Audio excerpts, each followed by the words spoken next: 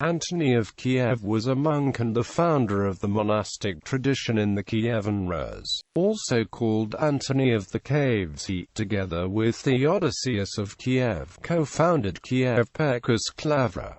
Early life. He was born in Lyubek in Chernigov Principality and was baptized with the name Antipas. He was drawn to the spiritual life from an early age and, when he was of age, left for the Greek Orthodox Sphigmeno monastery on Mount Athos to live as a hermit. He lived in a secluded cave there overlooking the sea, which is still shown to visitors. In circa 1011, the abbot gave Antony the job of expanding monasticism in his native Kiev, which had only recently begun its conversion to Christianity.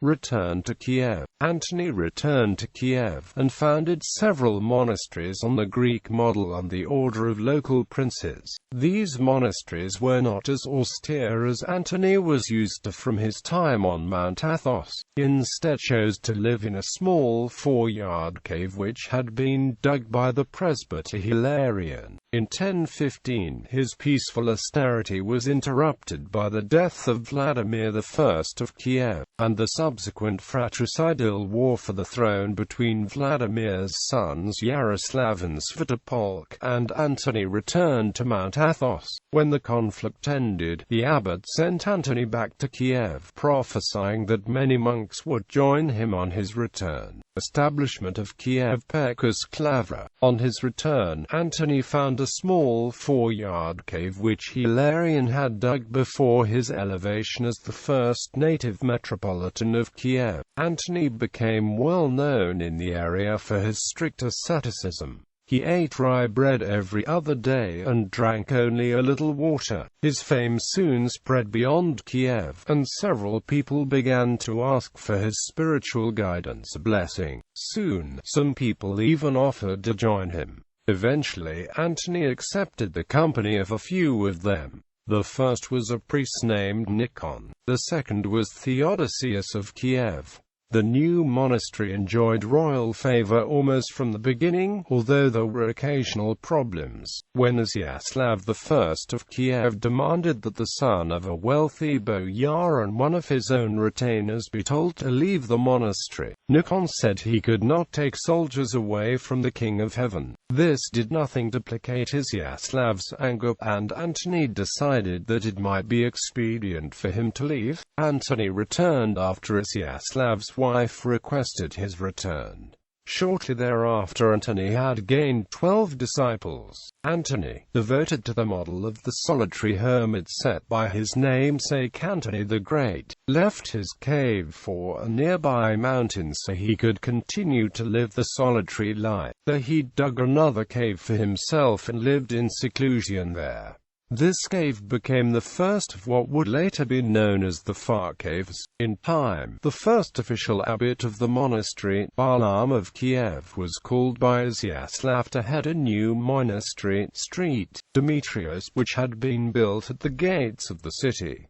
The monks requested Antony to name the replacement, and he named Theodosius. As the number of monks grew and crowding became a problem, Antony requested that Yaroslav give them the hill in which the caves were located. He did so, and the monks built a wooden church and some cells there encircling the area with a wooden fence. Theodosius continued to consult Antony in the guidance of the community and, as the monastery grew, so did Antony's reputation.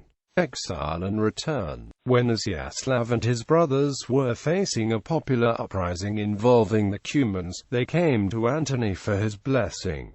They did not get it. Antony foretold that because of the sins they would be defeated, and that the brothers would be buried in a church they would build. Shortly thereafter Yaroslav left because of the rebellion. He suspected Antony of sympathizing with the opposition and arranged to banish Antony upon his return. Before he could do so, Yaroslav's brother Svetoslav arranged for Antony to be secretly taken to Chernigov. Antony dug himself a cave there. The Iletsky monastery there is said by some to be built on the site of Antony's cave. Eventually Iziaslav was again reconciled to Antony and asked that he return to Kiev. On his return, Antony and Theodosius decided to build a larger stone church to accommodate the ever-increasing number of monks. Antony himself did not live to see the church completed.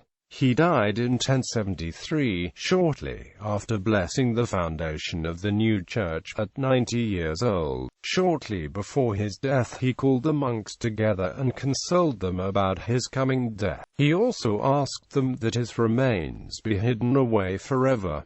The monks carried out his request. He was reportedly buried in his cave, but no relics have ever been found. Many, however, have subsequently come to the cave to pray, and many of them have reported being healed there. Veneration. Saint Anthony is venerated as a saint and the founder of monasticism in Rus.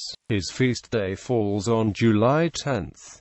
Since the Russian Orthodox Church follows the Julian calendar, the day on which his feast is celebrated is currently July 23rd on the modern Gregorian calendar. Saint Anthony is also venerated by Greek Catholics and is listed in the Martyrologium Romanum of the Roman Catholic Church with a feast day of May 7. His relics have never been found.